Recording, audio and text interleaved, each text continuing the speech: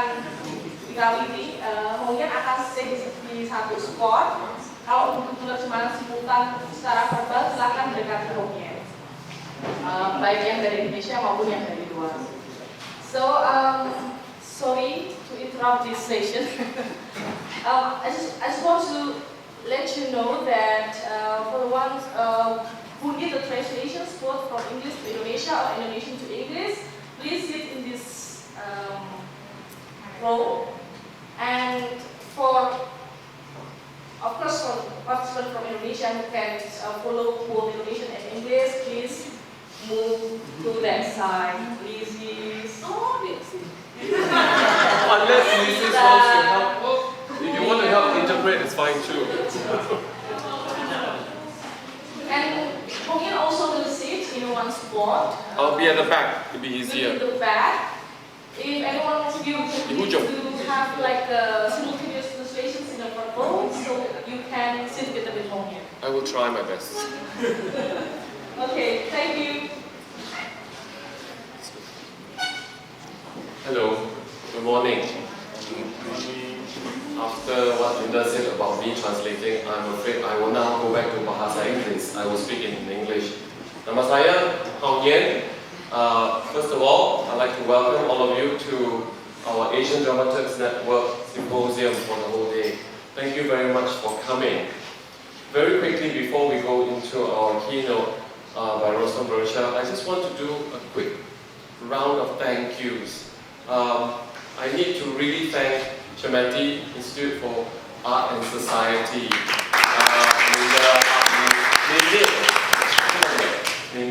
somewhere around here, who have been our true partners for this particular symposium, this particular session di Jogja. Karena jika tidak ada Cemeti, we wouldn't be able to do this here, and we wanted to do it meaningfully so that we all can share our experiences about dramaturgy and what the dramaturg does. So I just want to say that, and then there are other people, very quickly, organizations that I'd like to thank. Mainly, number one, Japan Foundation Asia Center, who has managed to really support us quite a bit. And then additionally, there was Asia Europe Foundation and the National Arts Council of Singapore. Very quickly, I just want to explain the last 3 years, Asian Dramaturgs Network, ADN, has been very, I would say we've been very lucky to be active, to do quite a few symposiums. This particular day, symposium is number 5 on our list of activities. What is also very exciting for us is that in Jogja, we are trying out a new way of working. For the past 3 years, we have been doing symposiums, discussions, roundtables, where we talk a lot, having to exchange ideas about dramaturgy and the dramaturg, the role of the dramaturg, tugas dramaturg, in many, many ways, sharing experiences from many, many Asian countries, Japan, India, Thailand, Indonesia, Malaysia, Singapore, Philippines, Sri Lanka. But for the first time, this time in Jogja, we have a special workshop where we are trying to experiment what it means to do dramaturgy, what it means to be a dramaturg, what is the role of the dramaturg, kerja dramaturg, with the performance maker, whether it's director or choreographer. But still, we need to talk a little bit about dramaturgy and the dramaturg. So I'm very, very proud to quickly introduce now our first session, Keynote Kuliah, who will be given by Rustom Barucha and who will be chaired and moderated by CHARLENE Rajendran. I will now just hand the mic over to CHARLENE to continue on. Terima kasih. Thank you, Hongyan. Selamat pagi semua. It's a real pleasure to introduce Rustom Barucha. A privilege because I first encountered his books about 20 years ago and thought, I gotta get my head around this kind of way of thinking and understanding what it means to be a performance studies scholar and practitioner.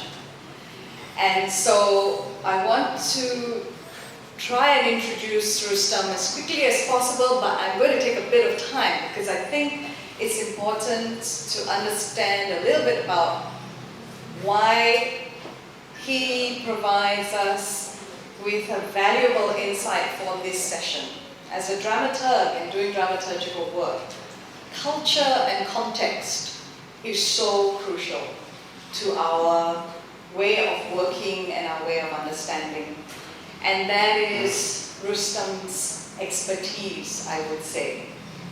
He's just retired as Professor of Theatre and Performance Studies in the School of Arts and Aesthetics in Jawaharlal Nehru University, New Delhi, India. Now he's back living in Calcutta. But he is, to use his terms, which I like and use sometimes, a theatre person. And he calls himself a theatre person. What does that mean?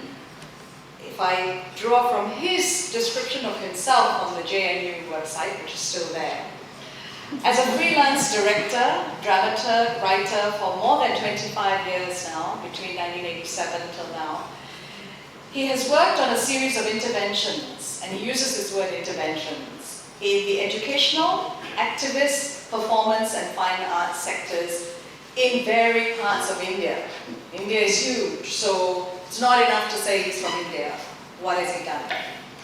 But he's also worked extensively in the Philippines, South Africa, Brazil, the United States, Netherlands, and more recently in Germany as well. Yeah? He's directed plays at all levels, including grassroots levels, particularly in a cultural organization called Minasam, about which Rustom has written, in the village of Hegudu, how you pronounce it, in Karnataka, one of the states, not where Rustom is from, not so far away. Where he had this very special project on land and memory with the Siddhi community, who are people of African descent who have lived in India for a very long time. And then he's worked in South Africa, in Durban, and in a project called Tangentia. Yeah, Tangentia. Tangentia, which was about the politics of touch. More recently, as project director of the Arna Jarna Museum of the desert of Jodhpur in Rajasthan, devoted to the study of traditional knowledge.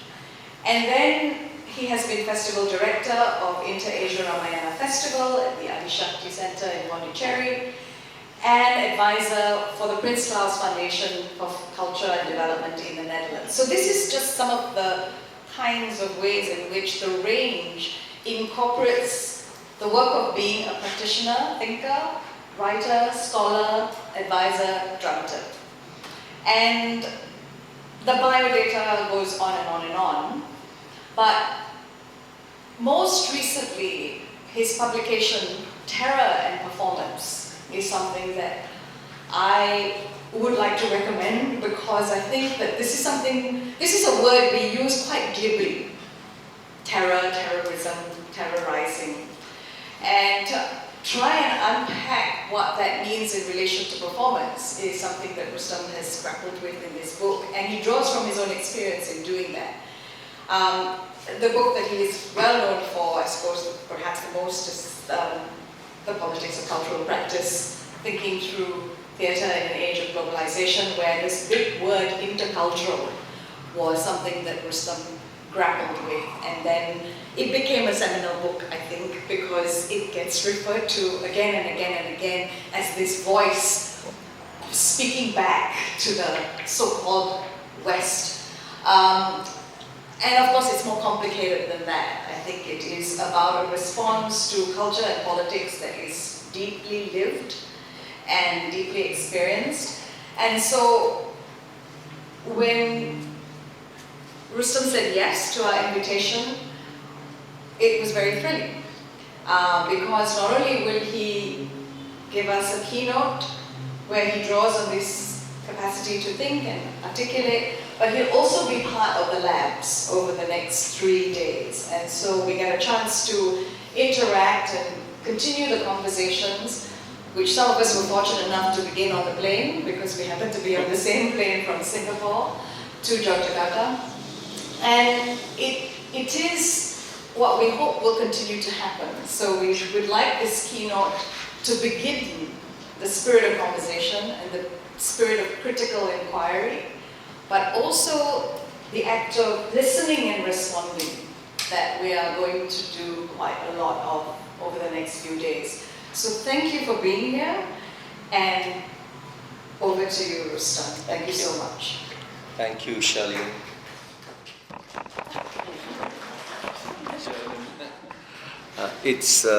I have to say very honestly, this is all-time pleasure for me, you know. It's always a joy to be in Jogja. This is my third or fourth time in Jogja. I first came to Jogja in 1986. I don't know how many of you were around, or how many of you had been conceived. And I love this place. I think the scale of this place is really nice. And I think the creativity is very real, you know. It's very grounded. And the food is great. And it's a good feeling to this place, you know. And I really think Haunia and Charlene, Asian Dramaturgs Network, you have really hit the nail on the head with this location. I think something can happen here. So I'm very excited about this invitation because, yes, I'm retired, and many people ask me, what are you going to do in your retirement? And I said, you know, I really want to do workshops and dramaturgy in different parts of the world. That was my desire. So when your invitation came, it was just fantastic. You know, it was just what I want to do, you know. Now, this is a bit ironic. Why this desire, you know? Two reasons, maybe. I do not work formally as a dramaturg. I don't have a formal designation as dramaturg, because nobody knows what the word dramaturg means. So, you know, it sounds a bit like hamburger or something like that. I don't know. It's like, you know, I don't use that word dramaturg. So I don't work as a dramaturg. I've never been paid as a dramaturg, you know. But informally, I work as a dramaturg. How? An actor like Maya Krishna Rao, who's a good friend, will call me up, and she's just buzzing with some idea. And I start brainstorming with her. You know, I start responding to her. And I realize, oh my God, that's exactly what a dramaturg should be doing. It's nothing more than that. But it's informal. You know, that's, I have to keep that in mind.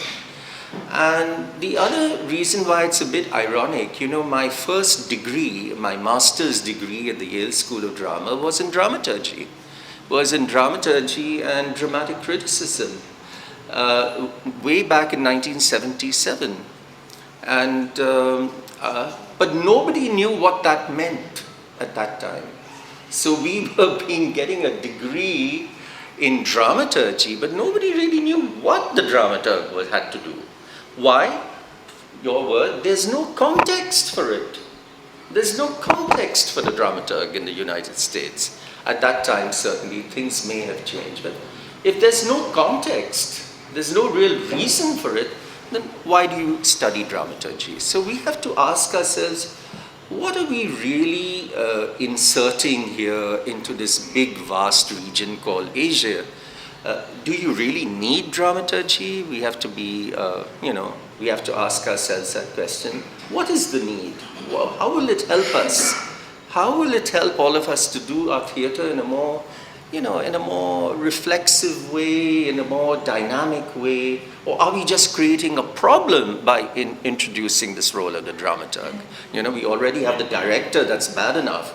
But, you know, the dramaturg, now you're going to make it worse, you know? So these are some questions. So I'm going to go back to 1977 when I was a student at the Yale School of Drama. And our first assignment as a group of students was to edit the first issue of Theatre magazine. Theatre magazine still comes out. And that issue focused on the most exciting theatre in Europe at that time, the Schaubühne in Berlin. Schaubühne is still around. But at that time it was like amazingly strong. The director was Peter Stein, and he was working with a dramaturg called Dieter Sturm. Okay, and I still remember, my God, I'd never seen photographs of productions like that in my life. There was a production of the Bacchae with 100,000 watts of neon lights. And at that time it felt, wow. Today I say, what a waste of energy. You know, what are you doing with 100,000 watts of neon lights, for God's sake? Are we going to sit with dark glasses in the auditorium or what? But I was knocked out by that way of working because they worked with a dramaturg. And it's a little ironic, the German theater became my Orient.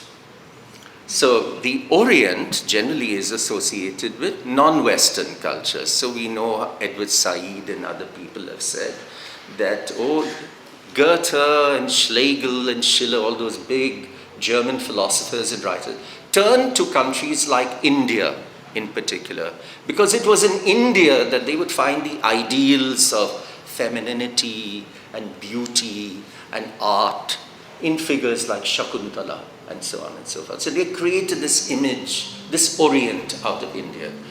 And here I am, this is the irony, I'm coming from India, I'm in the United States, I'm studying something called dramaturgy that nobody understands what it is, and I'm turning to the German theater and finding my Orient out there.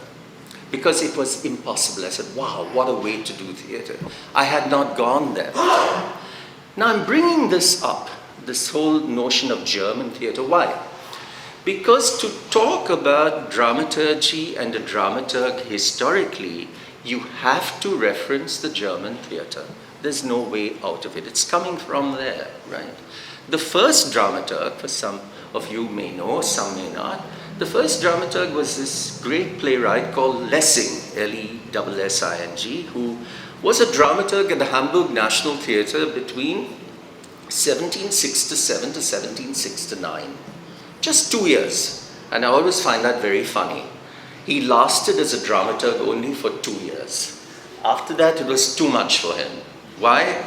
Because theatre is messy. Theatre is full of intrigues. Theatre is full of gossip. Theatre is full of love affairs. Theatre is full of complications, you know. And for poor Lessing, he wants to be a philosopher. So become a philosopher, you stay away. But he lasted for 2 years, okay. Now what can we learn from, why do we invoke Lessing? For two reasons. One, what was Lessing? Lessing was a playwright in residence. Now to be a dramaturg, you don't have to be a playwright, but you've got to know a lot about different strategies of writing. This is important, I think. So what does a dramaturg have to do? A dramaturg may have to translate a play. A dramaturg may have to adapt a play. A director might say, this was Peter Stein telling Dieter Sturm, Peer Gynt, I believe Garasi Theatre is doing Peer Gynt at the moment. I don't want the last act, rewrite it. The dramaturg has to rewrite it, a different concept, okay? So these are the kinds of things a dramaturg really has to do. For example, in Germany today, at the Schaubühne Theatre, the director Ostermeyer has a very beautiful production of Hamlet. Hamlet is a big play, it's a long play, and guess what? Only 5 actors do all of Hamlet. Just 5 actors. Now, what does that mean? That the dramaturgs or whoever have to cut the play up. You know, cut the play up, chop and paste, put it together, create another text. Dramaturg has to do this. This is our technical kind of job. You've got to work with the text in all kinds of ways. Okay, that's reason one. Reason two, Lessing was a kind of, I would say, a critic in residence. You know, he was a critical thinker in residence. And frankly, while he was there, he wrote this book called Hamburg Dramaturgy, which was offering critical perspectives on theatre, etc. Very simply, dramaturg's job is to think, but not think in the abstract, to think in the concrete, to think in the material, to think with this desk in mind, to think this desk is made out of wood. I am sitting next to a woman here called Charlene. I'm in a particular space. Thinking concretely. That is what dramaturgy is all about. You have to think concretely. You have to think on the job. You have to think with your feet on the ground, okay?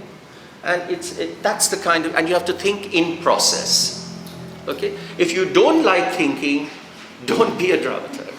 That's all you're doing most of the time. You're just brainstorming, you're thinking, you're trying things out, etc. If you don't like to think, do something else, okay? So these are things we may learn from Lessing. Now, just a little bit of history.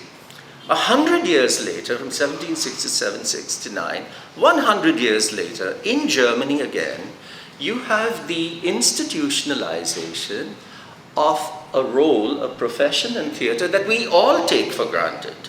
We take it so much for granted that we think it's always been around. And guess who I'm talking about?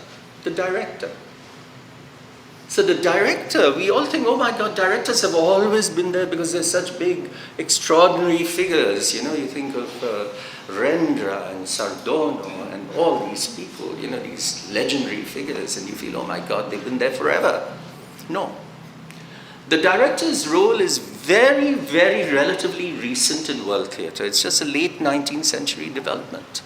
And in our traditional theater, you know, the guru plays a role, the asan plays a role, the senior actor plays a role. They played the roles of directors, if you want. But this formal role of director, it's a very recent development. And where did it emerge? In the courts of Germany, in the court of a guy called Duke of Saxe-Meiningen. And there's an image I have of how they work. There's a table, like center stage. There's a guy sitting at the table with a bell, and he's ringing the bell, and he's ordering crowd scenes from Julius Caesar. You know, he's saying, there, there, there. Director as dictator.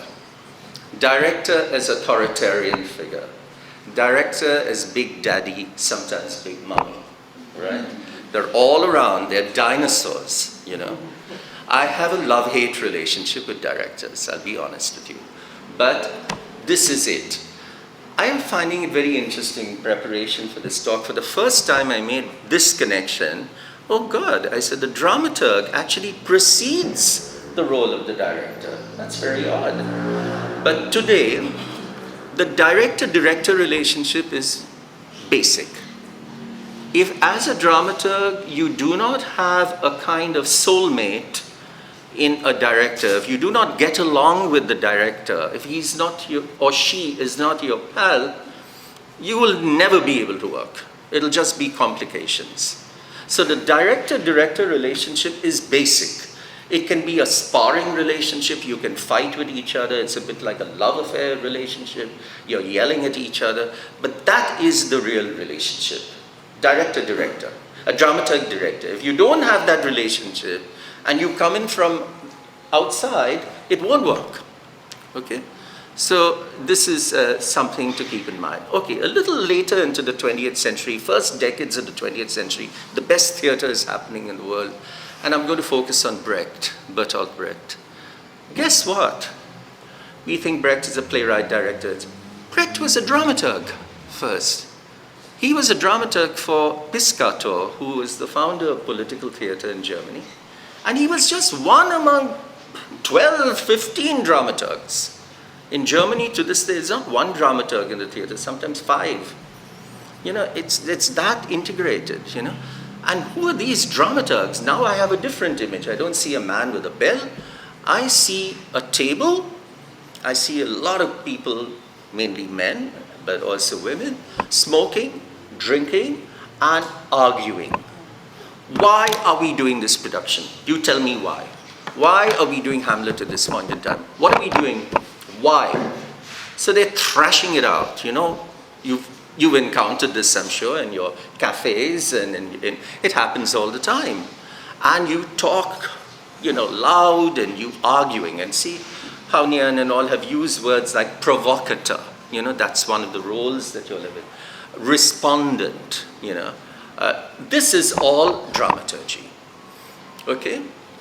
Now, the most important principle here for us to think about, this role of the dramaturg is working within the context of a collective.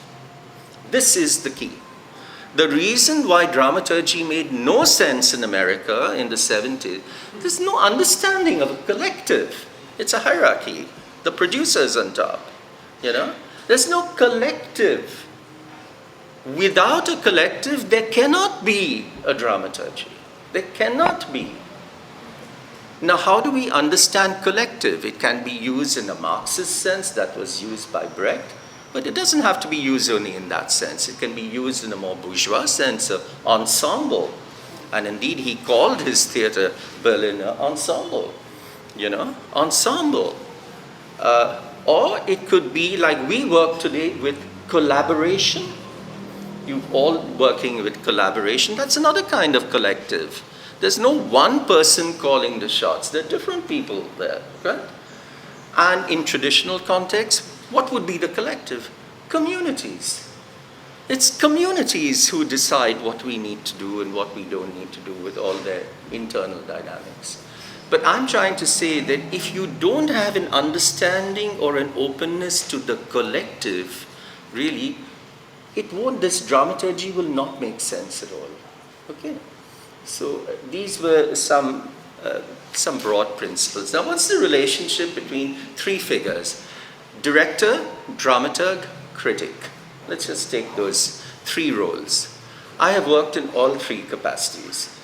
And there's a lot of overlap sometimes between these, but they are also distinct, I feel.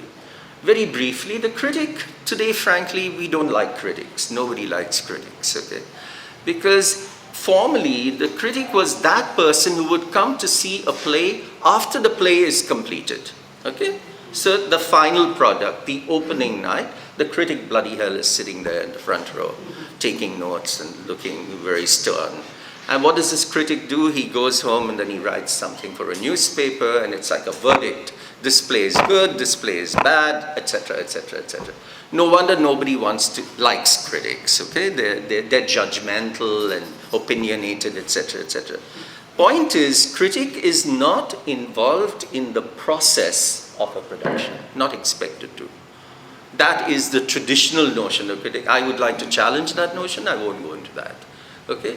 But basically, traditionally, the critic is somebody who is detached, objective, comes and says, I'm sorry, this play doesn't really work, you know.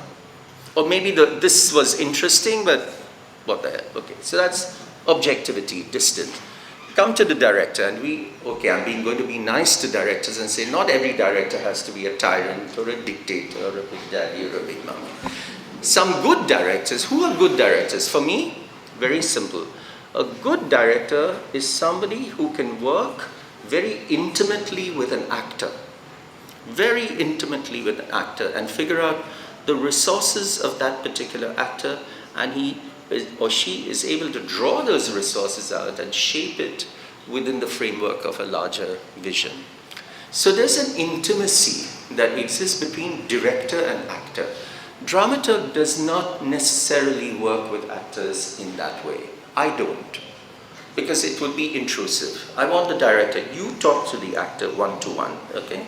You deal with the actor, you bring something out of the actor, I'm watching you, okay? I don't want to interfere. There, you know, it becomes a threesome or something like that. You just let them be, okay? The dramaturg is in between. That's the important thing. The dramaturg is a liminal figure, in between critic and director, somewhere in between, okay? And we can call this a liminal role. That's a kind of a technical word, but it's liminal. The dramaturg is in between, and I like that position very much. So I'm going to indicate 4 kinds of liminality, just something to keep in mind. Don't look upon it as formula, it's just to indicate a few things. 1, I feel good dramaturgs are ones who can initiate a production. They can be traveling on the metro, they'll be traveling on the bus, they'll see something, and in that something it could be a conversation or a person, they'll see a play. They see something, you know, it's like a spark, it's an idea.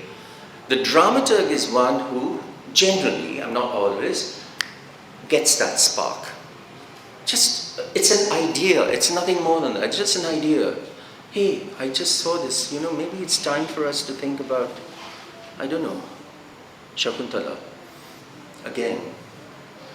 And it's an idea, it's a seed in the Natya Shastra, which is a very profound text, but It said the bija is seed. That's the essence. It comes out of karma, it comes out of desire, you know. The seed is essential. That seed is shared maybe with the director if they have a good relationship, or with someone else over a cup of coffee or whatever. Something is shared. This is the first kind of liminal relationship between an idea and talking, and at the end of the talk they say, yeah, you're right. This is what we have to do. We have to do this. What? Okay? Second liminality. You know the what now. We need to do, let's say, Hamlet. Now, the circle widens. There are more people involved, okay? And you start the brainstorming, you start the questioning, and you begin to say, why? Why are we doing this play? You know? And this why is what fuels what I will call a process of conceptualization. There is some kind of conceptualization at work here, which should be differentiated from concept, which is like kind of fixed, you know. So conceptualization is a very important part of any creative process, okay. So with the why comes conceptualization. The third stage is, now you know why you're doing what you're doing, now you've got to do it. How do you do it? So that's the third stage, that's the rehearsal stage, that's the most delicate, the creative phase of any process. And for me, there the director is all important. If we want to have a good relationship, you know. And the director then is working very closely with the actors, and the dramaturg is there, something like a shadow, and is watching how the concept is working or not working. If you are brave, you can say that concept was off the mark, now we need to go somewhere else. Because the actors are giving us an energy and we have to go with that. Okay? So that's the third stage, it's the how stage. And the fourth stage, which we tend to forget, is the production has been staged, okay? And now you have to have an interface with the public domain, the people who are watching your work. And here, this is a very crucial political stage. Maybe what you've done is a controversial production, it may be a problematic production, right? Then the dramaturg has to be that kind of person who engages with the public debate. So you see what a range of possibilities there are. Now, I'm not trying to say 1, 2, 3, 4, it can all be mixed up, all these, I'm just spelling it out just for you to think. That the dramaturg can initiate a production and very often is ending the production. And increasingly now we have in Center 42 and others, the role of the archive, the role of documentation. So that is something a dramaturg can also be involved in, you know, in that phase. Okay, so how do I work as a dramaturg? I think I should give you a few clues about that. And I go back to the crucial word Charlene mentioned, it's context. So number one, where are you working? With whom are you working? What kind of theatre are you working with? Are you working with a state-sponsored, big-budget theatre?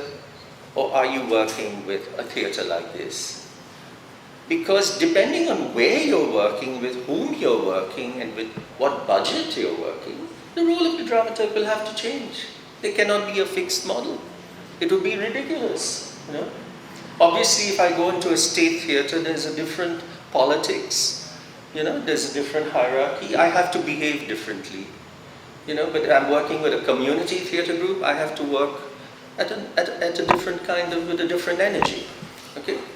So I have done most of my work, as Charlene has said, in an institution called Ninasam, and it's a theatre school.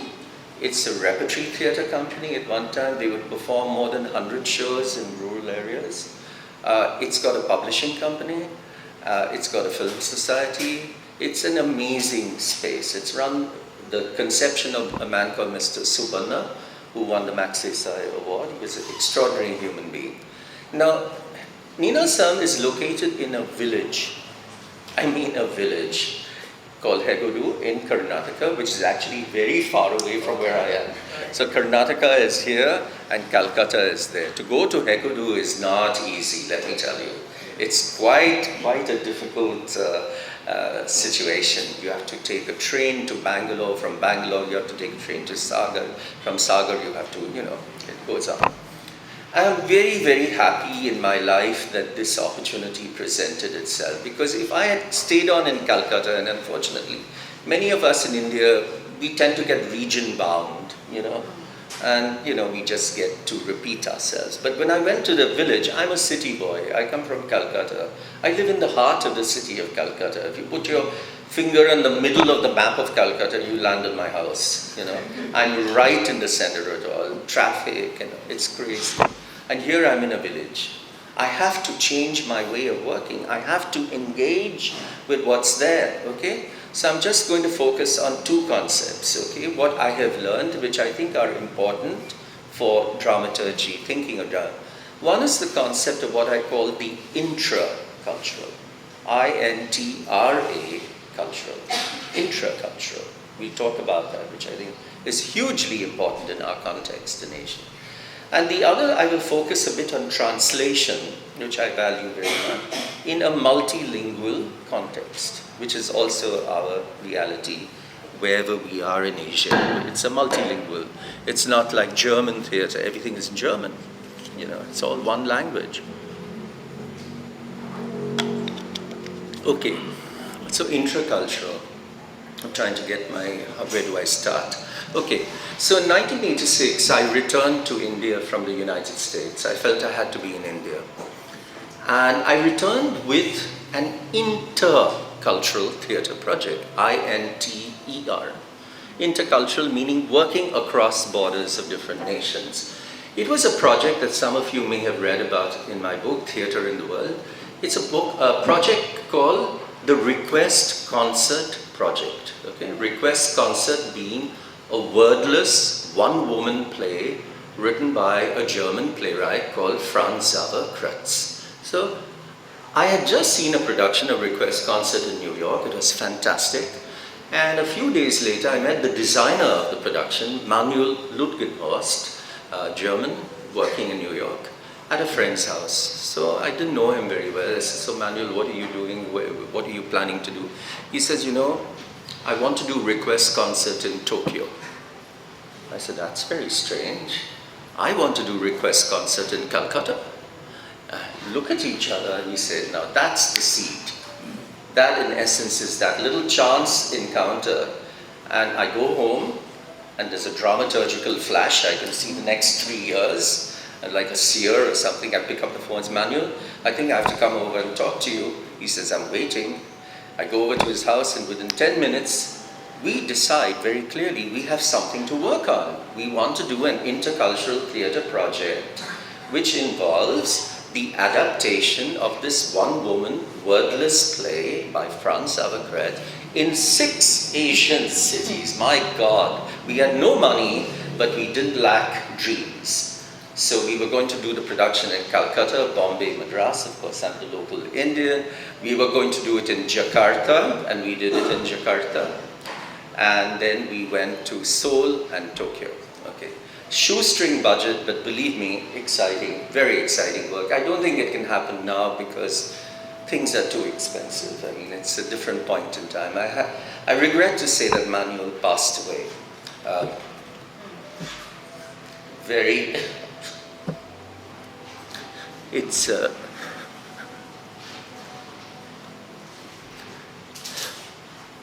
It's always very hard to acknowledge the death of a friend. It's very difficult. Anyway, I'd like to speak of him as if he was still alive, in that moment.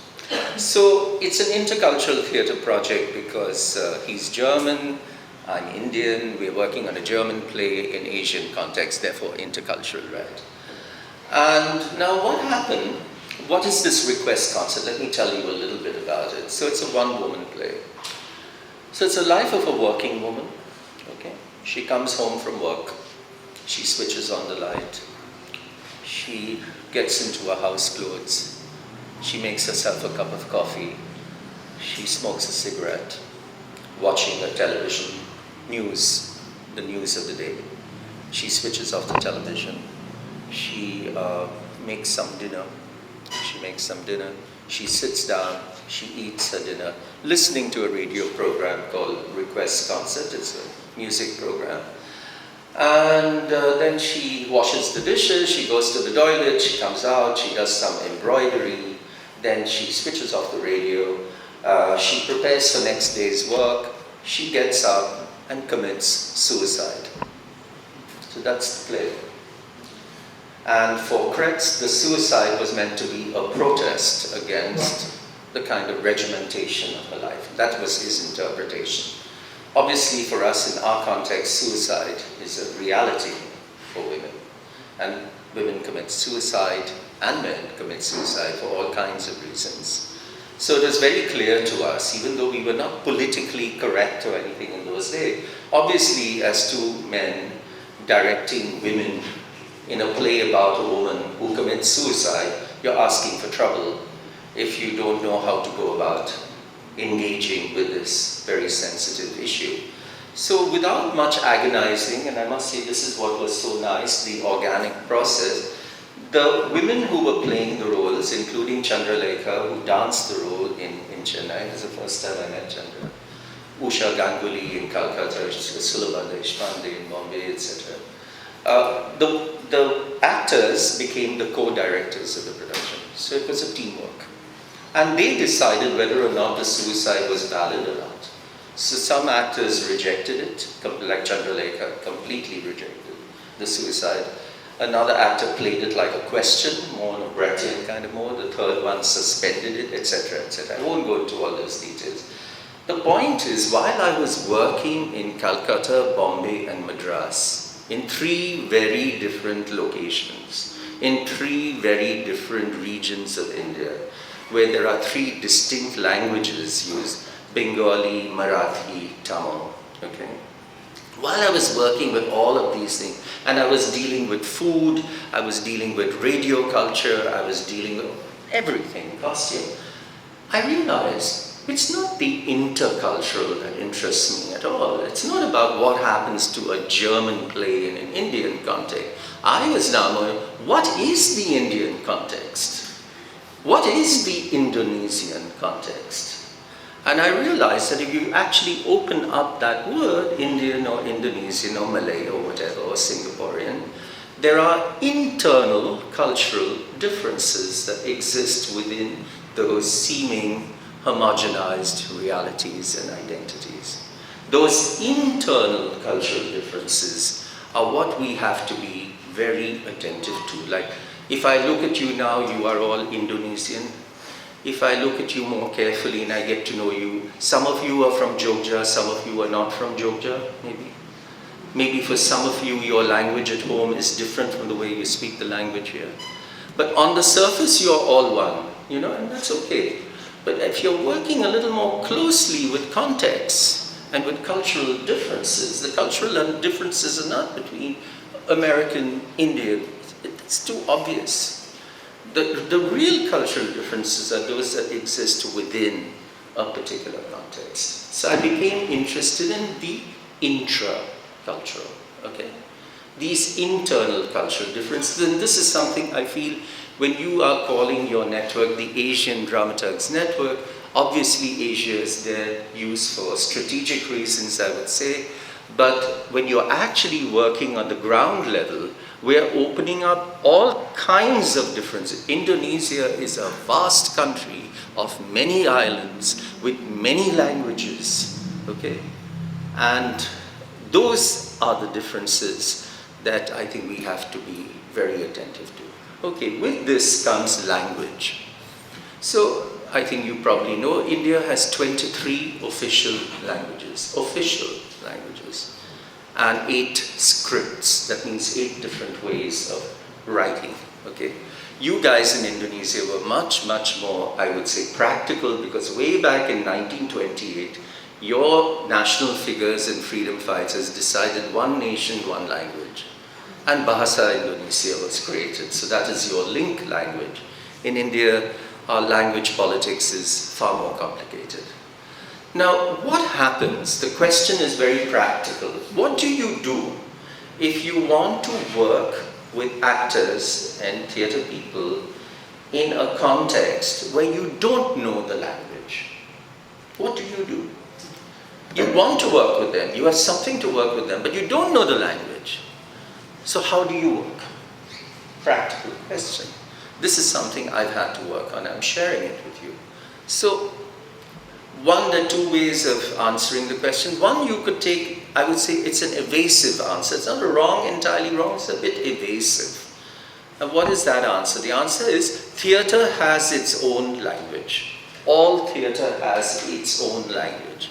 This language of theatre is a syncretic language. It's made up of music and dance and gesture and expression and silence and rhythm and sound. That is the language of theatre. Yeah, and we can all respond to that at a non-verbal level. But let's be honest, among those components, the spoken word also plays a role. We can't deny that we don't speak. I'm speaking to you in English. I'm very conscious of the fact that it may not be reaching everybody. So how do we work around this challenge? And this is where I would ask us all to think about translation.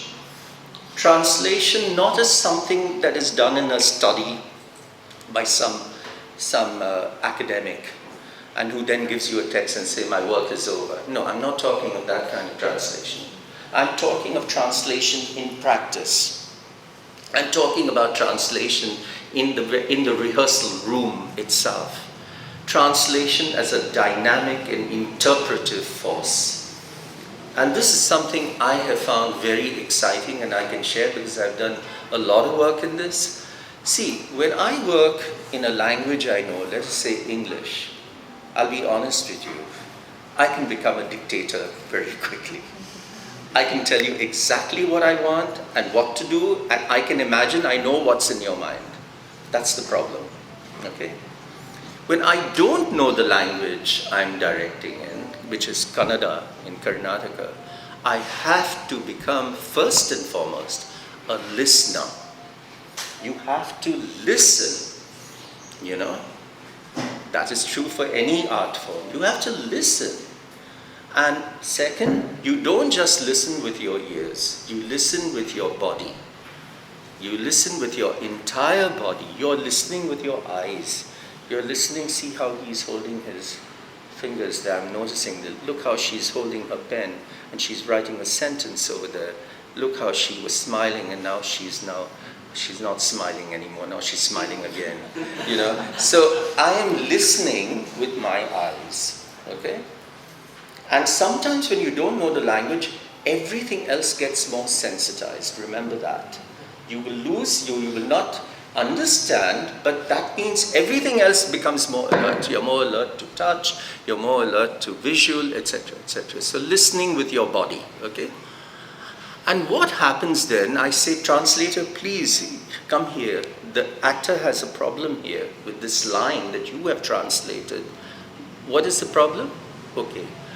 What do you make of that problem? So you start arbitrating. You become an arbitrator in the course of the process. And what happens then is a kind of a dialogue begins to emerge. It's no longer a command structure. Even a command with a smile is a command, you know. But this is more of a dialogue. It's more like, you know, what do you think? What do you think? What do you? And you know, I have to tell you, I don't use this word very often, that it is somewhat more democratic in working in the theatre.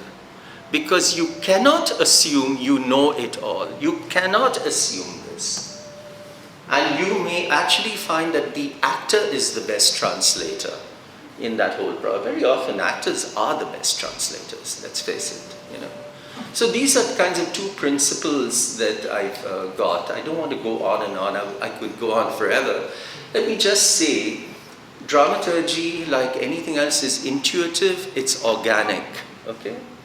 And if the idea for the play comes out of an improvisation, and I could give you a huge example of Wojciech in this context, and you see the play coming out of the actors, and then you say, I now know why I have to do this play in this point in time. That kind of dramaturgical process can be very, very rewarding. However, there can also be a process where you have a great concept. So for example, I won't go into it because it's too long, it'll take 1 hour. A production of Shakuntala I did. My concept was, I had worked with the Siddhi community you mentioned. The Siddhi are persons of African origin. You will also find them in Indonesia. They originally came from Africa as soldiers or as sailors or as traders or as slaves. Okay? And they are scattered in India. There are less than 50,000 Siddhi. I was working with a few of them in Ninasam. They are agricultural laborers. I worked with them on land and memory. I won't go into that. After that experience, it was very rich. I thought, Shakuntala, what if I cast a Siddhi woman as Shakuntala? That was my idea. I want a black Shakuntala. And you know, that's a concept because black Shakuntala goes against the entire canon, the entire tradition where Shakuntala is always fair and beautiful and Aryan and so on. But if you put an Adivasi woman, who is a woman from an indigenous woman, as the protagonist, you're opening up a lot of things. And it was a good concept. But if you ask me, did the production really work? I would say, maybe not. Maybe not because it was my concept. And it was not coming out of the group of people that I was working with. So there were other technical problems, I will not go into that. But I'm just trying to say, okay, I'll finish now. I'm just saying that, you know, listen to the group dynamics, listen to the collective, listen to those internal cultural differences within a particular group, you know, and open yourself to that. And sometimes, you know, your big concepts may not work because it is not really coming out of a dialogue. It's not coming out of the context in which you are working, you know. It doesn't mean you shouldn't have big concepts, but don't be so carried away with them. That's all I'm trying to say, you know. Ultimately, you have to do theatre with people, individuals in a particular space, in a particular time, at a particular historical moment, and you have to decide together what should we be doing at this point in time, and why are we doing it, and how do we want to go about it. You know, I could go on and on, but I think it's enough. So I would rather have questions coming from you, and then I can share more examples with you. Okay? So, Thank you. Thank you.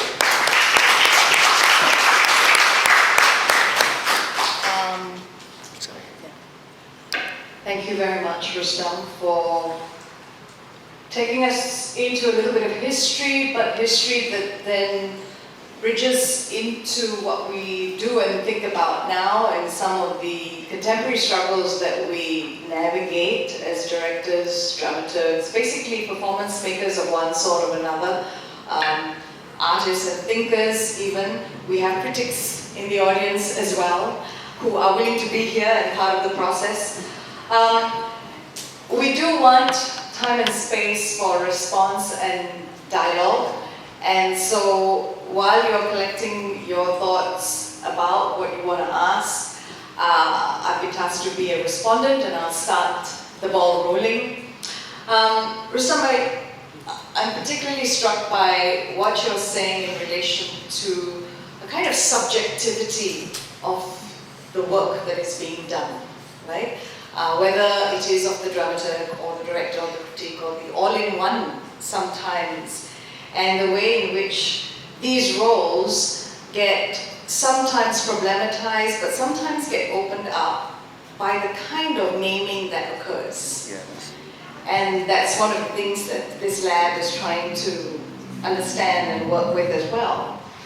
And when these names, like the naming of the dramaturg, yeah. right? It has a history in German theatre.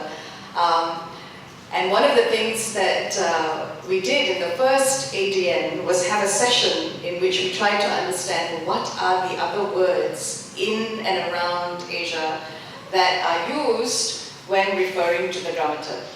So for example, Heli Minati, who was there, introduced us to two words that are used here. A pendamping, who is somebody who kind of sits alongside and accompanies in that way, and a pengganggu, who is a disturber, a kind of interrupter, a kind of provocateur in that way. And there were a few other examples from China in particular where it was, I can never say that word, but basically the idea that this is a person with authority and as a kind of consultant, and there's the hierarchy is even more entrenched, right? And I'm wondering whether there are words in the Indian languages that you're working with or that are used, but also what you think of the way in which these subjectivities and namings get worked through in practice, right? So there's something about the structures that are presented and names on a program, for example, and you're invited to be the dramaturg. But then what you're saying is that these things get reconfigured, reworked, rearticulated in some ways. Yeah, well, that's very, very pertinent. You know, earlier I was talking with Haunian that in many Asian languages, in Indian language, we don't really have a word for performance. The way the word performance gets used as the problem with the word performance as I teach it in English, it means too many things. You know, we can talk about the performances of everyday life. We can talk about the performances of politicians. We can talk about the performances of identities, okay? And then we can talk about performance more in terms of acting, which is how we tend to understand it. And we have, you know, abhinaya and words like that. But even abhinaya would be used more for the classical traditions or the more traditional. You don't, if a modern actor says, I do abhinaya, it would be a little bit of a joke, you know. I act, you know, is what you say, I'm actor. Now, I think the fact that, you know, it ties up a little with what I was saying, that I don't work formally as a dramaturg, okay? But I work informally as a dramaturg. I work creatively as a dramaturg. Why? Because the society around me doesn't know what dramaturg means, but in a very semiotic kind of sense. That's not going to stop me from working like one. So, you know, it's very interesting about language. And traditional performers, interestingly, use in India, use the word rehearsal. The word rehearsal has entered the vocabulary. It's been integrated. I'm going for rehearsal. You know, it's not pondered or conceptual. The language has entered because there is a use for that category. You know. So at this point in time, we are in transition, I would say, and you guys are the pioneers in a way, because you are actually trying to activate through your naming, you say Asian Dramaturgs Network, you know. You have inserted the word dramaturg into it, and now whether you like it or not, the ball has been set rolling.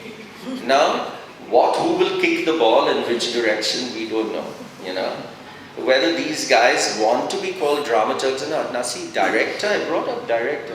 We have no problems with directors in Asia. It tells us something about authority, doesn't it? We love directors. There's never been an agonizing, oh, we don't need directors, you know. Everybody wants to be a director. Rustom Barucha and all those people that we've had in India, you know, big figures.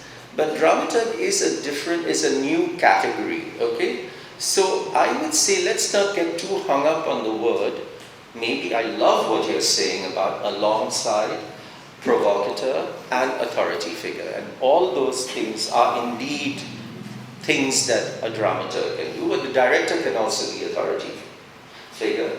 But I like the idea of provocateur as the dramaturg raises questions, you know, that make you think a little bit.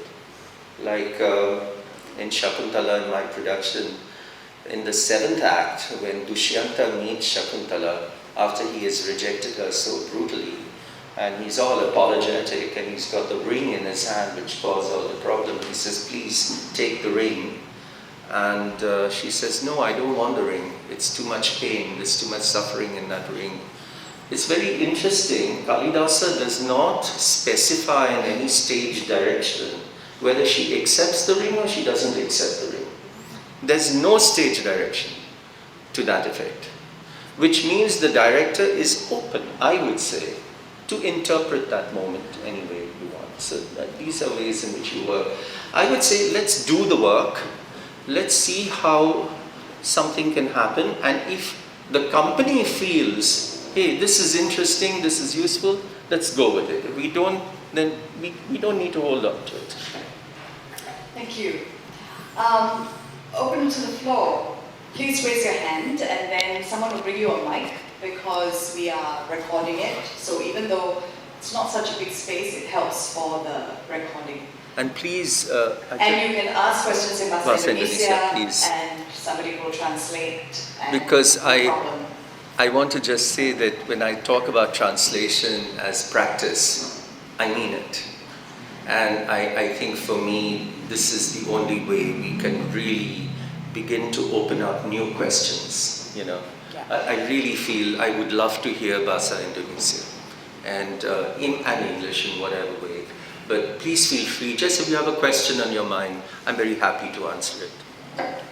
Or a comment, or a comment, or a response.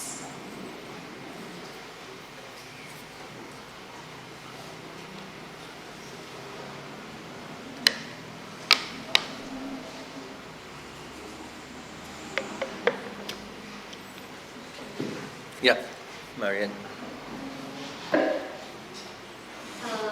Yeah, thank you very much.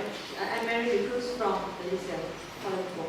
You mentioned last night, but that dramaturgy for dance is different. A whole different ballgame. Yeah. So, can you maybe just expand a little bit on that? Sure, thank you.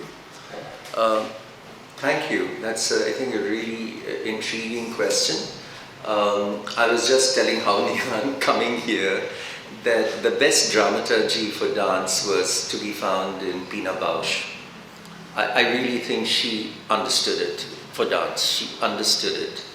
And she understood it because she was not doing theatre dramaturgy, in my view. She was doing dance dramaturgy in a very strange way. And how would I classify this? I've seen a lot of dramaturgy of dance where there's a lot of text, for example. This is one way of reading. And I find it very text heavy, you know. Many of these new productions, dancers telling you about their own personal feelings when they're waiting in an airport, you know, waiting room, and when you say, shut up, what are you talking about? See, I'm so rude. But Pina Bausch would just take one line and she would integrate the line into the rhythm and the actual movement of the piece. I still remember seeing Nelken, one of her productions, amazing production, and she had the standard wave, dancers at the back of the stage and coming up to the front of the stage and saying something absolutely crazy. And she would always tell her dancers, don't talk like an actor, talk like a dancer. Beautiful. I mean, just like, you know, she's got it. It's a different voice, I would like to believe, you know. Now, of course, there are different productions. Not everybody has to do a kind of Pina Bausch type of thing. But I feel that, okay, the problem with theatre dramaturgy can be, it gets text heavy, it gets concept heavy, you know.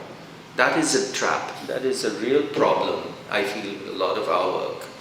And dance being movement-based, you know, in many different ways, of course, I feel there are different sort of dynamics that have to be kept in mind. Rhythm has to be kept in mind. Movement has to be, energy has to be kept in mind. Energy of dance is not quite the same thing as the energy of a theatre actor, at least in a realist play. It's not the same thing. But there are many dance companies now that are using dramaturgs, many. And they obviously feel the need conceptually to have it, But from whatever I have seen in Germany at least, I find it too text heavy. I find it too, the structure, and that is what dramaturgy is always ultimately dealing with structure. The structure of a particular piece, you know, how it unfolds, that kind of thing. I find it too emphatic, too beating you on the head with something, you know. Whereas I want the dance dramaturgy to have work with a different kind of subtlety. I think it's a very, very interesting area to figure out how that happens. You know, different choreographic structures. You know, I have many images, but I won't go into it. Yeah. Yeah. Hi. It's on. Please introduce yourself. Hi, I'm Corey. I'm a researcher from Singapore. I was curious about talking about the post-production role of the dramaturg in interface with the public. Yeah. So I'm curious what kind of effective strategies you're thinking of, whether it's a portrait dialogue or portrait discussion or a smaller dialogue group with audience members or sense making. Yes. See, I don't know, in cinema culture, there's always a post-screening open space, always. And one of my students is actually, who was working on documentaries, one of her chapters in her MPhil dissertation was on this post-screening discussion. And she says it has a very different kind of dynamic, and she was studying it in terms of performativity and all of that. I think it can take on many different forms. It could be a press conference. It could be an activist meeting. Like activists may say, we did not like the way you represented such and such role. It could be that. It could be with the theatre for like after the audience. I had to do that at Yale. It was very difficult. You know, just talking to audiences who were very bored by a production, and you have to stimulate and then maybe try and deal with the prejudices. And sometimes in the kind of political times we are working in, and if you're doing controversial work or, you know, provocative work, you can face very tough resistance from political forces, you know, who might say object to the way you are representing a particular religious group, you know, or they may be objecting to a line, or, you know, this is happening all over. So these are when theatre gets very contentious and public. Theatre is public at the end of the day, you know. Even if it's working in a very solitary way, but ultimately it's being performed for at least one person. And so it takes on many different forms depending on what kind of a theatre culture you're in. For example, if there is censorship in your culture, theatre culture, then how do you negotiate that as a dramaturg? And as you know, in Singapore, the script has to be passed before, you know, you can do it on stage, you know. So, but that doesn't prevent the censors from objecting to, you know, and that could be a very interruptive moment. They stop the play and they say, no, you can't do it like this. This is not what we gave you permission for. A dramaturg has to step in at that point. So it's a political role at that point. It becomes quite a tough role. It doesn't mean the director is not there, but the dramaturg is there and knows how to handle the politics of that situation. You know, you have to speak in a certain language, you have to be tactful, you know, you don't want to be more provocative then. You want the show to go on, you know. So those are the kinds of tactics a dramaturg has to deal with. It's a political role. The dramaturgy is a political role, I would say. Like everything is in theatre in my view, but the dramaturg probably a little more so. I'm just going to respond with an example, and Mary can correct me if I get the details wrong, that Five Arts Centre used when there was censorship in a play called Elections Day, written by Jose Sulaiman. There was no dramaturg in the production. It was directed by Christian Jit, written by Jose Sulaiman, and performed by Joe Kukudas. And the play had been performed before, but at this particular point in the early 2000s, there were certain words that were censored, like names of people, names of products like Guardian Pharmacy. and various things like that, some of which seemed a bit strange, but some of which were clearly about the politics of the day. And the playwright reworked the text so that, let's say, instead of referring to a particular politician who's currently the Deputy Prime Minister, he referred to this person as the lady who always wears pale blue covering or headscarves or something like that, so that everybody in the room knew who was being referred to without a name being mentioned. But the company, I don't know if there was a particular person who decided, but the company, as a kind of dramaturgical response, pasted in the lobby the original text and then cancelled out to indicate to an audience what had been censored. Interesting. And what was very interesting, I think, if I remember the story correctly, is that the officials who came were very happy because they felt that the public could see they had done their work. Right? So Mary can give you further details, but I think this is dramaturgy. This is a dramaturgical intervention. Absolutely. Without an actual dramaturg in the production, but it takes on how that responsibility to the public continues. And I'm sure there are other examples, but that one comes to mind. I have a very strange example. Early Indian history, a very famous play by Indian playwright called Vijay Tendulkar, which showed a rape on stage. Okay, so there was rape, and the woman had to come out, and I personally would not have liked this kind of representation, but it comes out with blood, on her sari, and so blood is red, and so it was censored. So they continued with the blood, but the blood turned blue. So it was very obvious that there was a censorship. So that was, this is way many years ago. People didn't know anything about dramaturgy, but obviously that was a dramaturgical intervention in response to censorship, and that doesn't have to come at the end of a production. It can come during a production. It depends on how you are able to respond to that moment. We have time for one more question, and then we will have a break because there are further sessions and we have refreshments, and so the conversations can continue. But does anyone else have a burning question? Yes, Janice. Janice from Hong Kong. I would like to follow the question on dance dramaturgy because you mentioned there are a lot of dance pieces which is text loaded. And in your opinion, what would be a good performance text for a dance piece? Or how should it be structured? Can you share it with us something? Yeah, I guess it's so difficult in the final analysis to generalize about any art practice because there's so many ways of doing it. Like, it could be that your dance piece would just be a woman seated at a table reading a script, with just a few gestures. It could be that. It could be very minimalist, in which case the text becomes, really important. But if you're going to be dealing with a piece that requires a lot of movement and requires a lot of lights and sound, and then my question would be, what is the role of the spoken word in that? That would be my thing.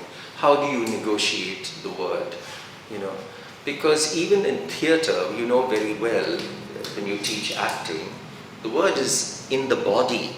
The word cannot be separated from the body. The fact I am speaking now, it's coming out of this body at this point in time with a particular breath, etc., etc. So in dance, that gets more heightened because of the demands made on the body. Like I might be asking a dancer, I want you to run, like in huge circles, like lightning speed, and I want you to repeat one line, from, let's say, Ophelia's line or whatever, And how do you then deal with that? How do you train an actor? And also, what is it? The training becomes important, because if a dancer has always been made to, do certain kinds of what we would say adavus or certain kinds of movements, but there's no word, Now the moment you insert the word, you know, in our Sanskrit traditions, what Angika, Vachika, they are separated. Angika is when you work with the body, Vachika when you do with voice and movement. But when you bring it all together, as it can happen in certain traditions, something happens to the body and something happens to the voice, you know. But it's also understanding that relationship between body and voice. How do you train an actor for that? So this is not so much a dramaturgical question, and this is training question. It's not even a directing question. What is the actor training? You know, this is, I think, very important, you know. What kind of when I told you my Shakuntala didn't work, well, to share it, the actors had no training in movement. I just wanted a simple movement. Just a very simple movement. Simple movements can be very difficult. It's the two Sakhis of Shakuntala, and they're plucking flowers, you know, in a garden. And while they're plucking flowers in the garden, they're talking about something that is disturbing in the atmosphere. That's all it is, okay? Now my blocking was very simple. I said you have to move on a circle. You can pluck as many flowers as you want, but you've got to say the lines, okay? And you've got to keep the same beat. The beat has to remain the same. Now that requires some training. It's a simple movement, you know. So you're free to improvise, pluck, pluck, pluck, pluck, pluck, you know, but I have to hold the line, I have to say the line, moving away, and I have to keep the beat. The tal has to remain till you reach a point when there's a disturbance, okay? Now, if they don't have the training for that, then my dramaturgy or my direction, whatever you want, will not work. You know, it just will not have, because they're not trained for that. Any other question? Yes? Please. It was very interesting to hear the role of dramaturg as someone who is involved in the collective, taking responsibility, and you called it initiator, which is a little bit different from some other definitions of dramaturg as kind of someone having the third person's eye or viewpoint. Yes. And I have, sorry, I cheated. I have two questions Yes. from that. One is that the fact that such definition of dramaturg as the third person comes, and the background to it, in my understanding, is because the performing art world is becoming more personalized, that it belongs to a individual director or choreographers are becoming his or hers rather than collectives. Yes. I don't know if you agree with that. Yeah. And the second question is that you talked about you being director and you become a listener through translation. Yeah. And in that situation, what's the role of translator? Yeah. Because that translator seems to be in a position of third person. Yes. But is she or he still working, functioning as a dramaturg? Yes, there's a very nice question. Thank you. Yeah, you know, you used the first word you used that resonated for me was subjectivity, you know, and we can never afford to ignore subjectivity even within the framework of the collective, you know. If I am a sensitive dramaturg, I am interested in each and every one of you as I would as a director, you know, and your subjectivity matters. You know, I worked in a prison in South Africa, in a maximum security prison, on a play, a devised play. They were creating crime, and the first scene of that play was performing crime. So we weren't trying to say, now you're a good citizen, you're a good daddy, you're a good son. No, perform crime. And the subjectivity of each of those prisoners, inmates, was very much present in that collective space. And I don't think we, in theatre, if you ignore subjectivity, then it becomes boring. You know, then the collective becomes like a political meeting or something where you have to vote according to a certain line. And I feel the whole point of theatre is that you can nuance and you can bring different textures, you know, to decision making. And I think that's in breadth, actually. You know, there are many different points of view in a collective. So I would say you're right, it's getting more personalized. I have a problem with personalization of that thing, you know. But subjectivity within the framework of the collective is something we should try and aim for. That would be one thing. And I like your question about what happens to the translator. Yes, the translator becomes a kind of dramaturg. You know, the translator is, you know, I've had this situation doing Peer Gynt. I'd love to talk to Garasi actors because I believe you're working on Peer Gynt, and I've done Peer Gynt. And it was very interesting. My translator was using a dialect, okay, for one of the characters. But actually his own home language is not that dialect. His home language is different. But the character's the woman playing the character, that was her home dialect. And she was saying, we do not use this expression. We do not use it. But he says, I am saying, I am an artist. Like, I am telling you this is a better way of saying it. She said, but I am telling you, we will never say this word. We will never. So now what am I going to do? I don't know between the two of them. I am the arbitrator, you know. And I am actually saying, you know, I think the actor has a point. The actor is telling you this word is not working, you know. So yes, the poor translator then is compelled to be a kind of discontented dramaturg. You know, he says, this is not my choice, you know. But then I'm the director, so I can call the shots and I can say, no, I think the actor is right. So there's authority. You know, you have to use authority in a very kind of strategic way. But, you know, in our theatre culture, let's not forget this. There's been a lot of flexibility. And that's how we manage to do theatre. Without flexibility, we won't be able to do theatre. Flexibility literally means multitasking. You know, I have done everything. I mean, after a point it became too much. That's why I don't direct anymore. You land up picking up the props, you land up, you know, paying the bills, you land up doing everything. You know, it's too much. But that's how we function in a context where people can switch roles. You know, that doesn't happen in many so-called professional theatre cultures. In my school, Yale School of Drama, no.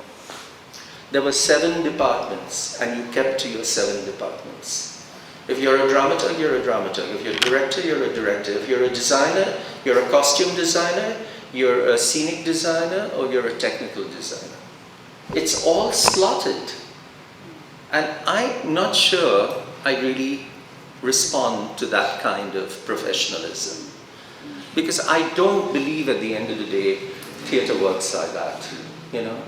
I think, you know, as Stanislavski would say, there are no small roles, there are no small actors. Every person in that company has a role to play, you know, and can offer a creative perspective. That's what I'd like. I feel we should not let go of that. And there's no reason to think that Germany's model, the German model, is our model. Not at all. For one thing, I can make a little bit of a joke here. The biggest limitation of German theatre, no humor. 0. And that's something that will not work in our part of the world.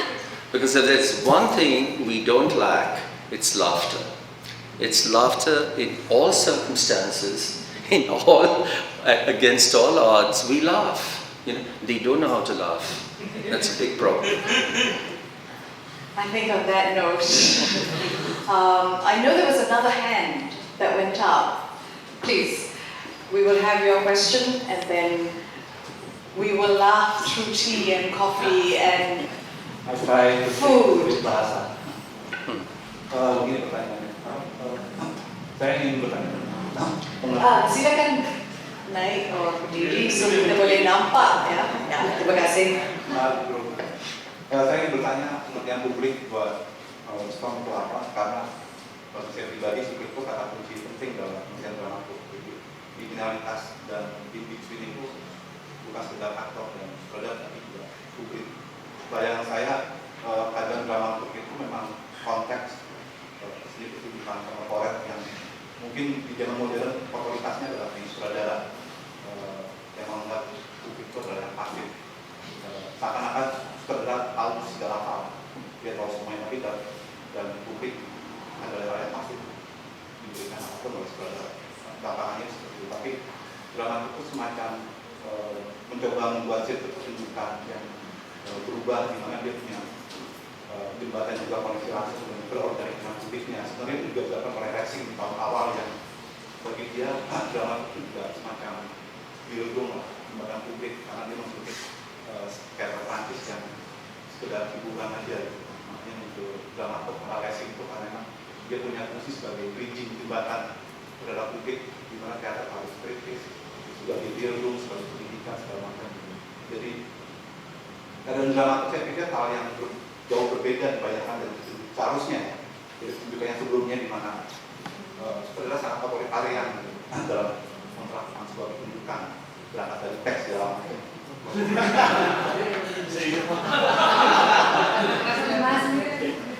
Sorry, it's quite a long and point, so I'll try to convey it as close as possible as I can.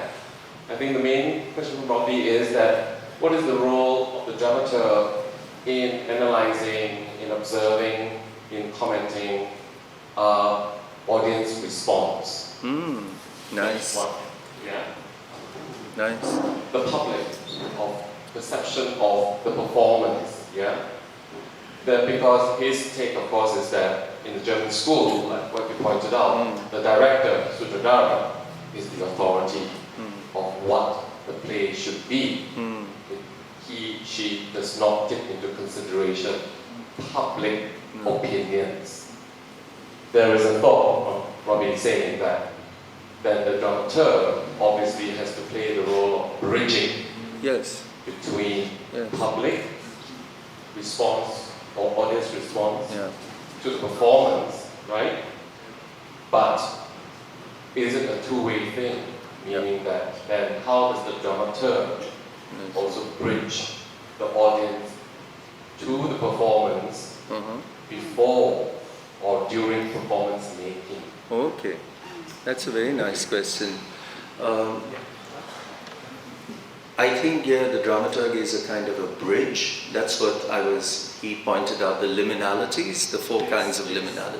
That I think that's how he started his question. Yes, the dramaturg is a bridger, is a kind of a liaison figure, But we have to be careful that the dramaturg doesn't play too safe, If, for example, there is a controversy, like you had a controversy in your piece, when you say bridging, what exactly is involved in that kind of function, I would say that you don't have to say, no, this is not what we really meant to do. You would have to perhaps say, no, we really did mean to say this. We're sorry that you're offended about that, Our intention was not to offend you. Our intention was to make you think about this, So I think that bridging role should not become one of what I call public relations. A dramaturg is not a public relations officer. He's not a PR officer. I'm not a publicist. That's what has happened to critics. Critics have become public relations officers. That's the problem. They're being bought. And they are selling things. Our job is not to sell. Although maybe the manager of the theatre will say, what are you doing? What kind of dramaturg are you? What kind of plays are you doing? There's nobody in the audience. Okay? That can become an issue, But I would say yes, bridging by all means, but not playing safe. Not trying to, let go of the politics of what one was trying to say. So in that sense, I would see the dramaturg also being as a kind of a guardian, not a guardian in a very oppressive sense, but as somebody who is defending the way a particular work was put together, collectively. I feel this is our job. And not to just go along with the pressures of the time, you know, and say, sorry, we didn't mean that. No, a dramaturg's role is political. A dramaturg has to hold on to the vision that has been decided on collectively by a company.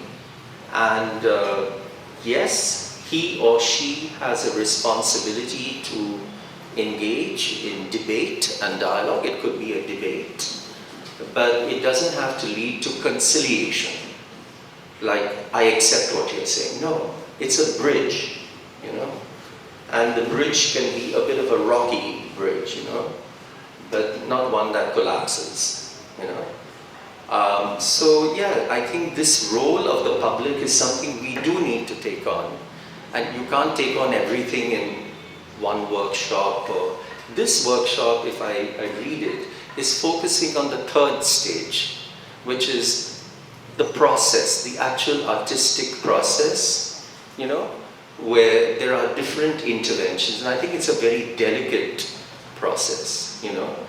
And maybe at some other point in time, if there's more time, and if there is a finished product, then we can invite an audience into, you know, into the space, and then, you know, and then have a different kind of dialogue, you know.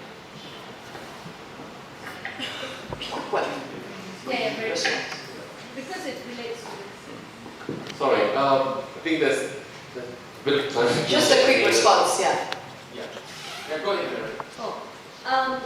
Yeah, so just because it relates to this the audience. So in that same issue for Election Day, we decided to clean it up in the lobby. We also had a discussion with the audience for every show. So we had 14 shows, and after each show we had discussion with the audience who wanted to stay back, and we told them exactly what happened. This play happened in '98, there was no problem, now we were asked to take this, we went through the whole process. And we are supposed to get a permit that we're supposed to display. They never gave us the permit. They never gave us the permit. They said, yeah, you can carry on. So actually we did the play illegally, and they came every night, and we gave them prime seats, and we let them record, because they wanted to check whether we were doing what we said we would do. Yes. But for us, the important process also was the engagement with the audience after each show.